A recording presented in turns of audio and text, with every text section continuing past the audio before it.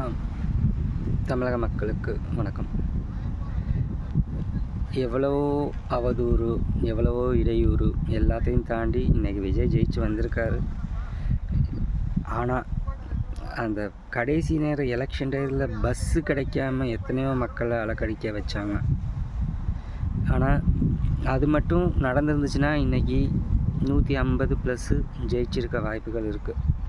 அந்த ஒரு தடங்களால் எப்படியோ தோக்கடிச்சிடலான்னு பிளான் பண்ணாங்க, கடைசியில் அவங்களே தோற்று போயிருக்காங்க. இது தமிழக மக்கள்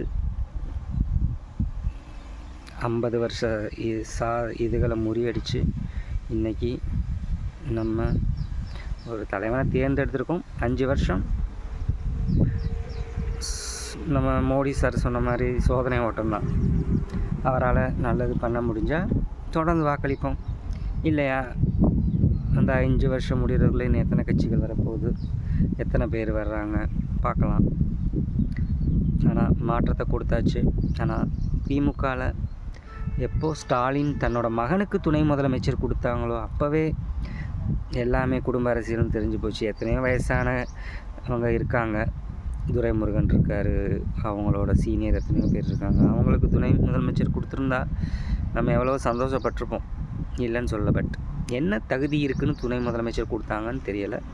ஸோ அந்த விஷயத்துலேயே திமுக ஃபெயில்டு.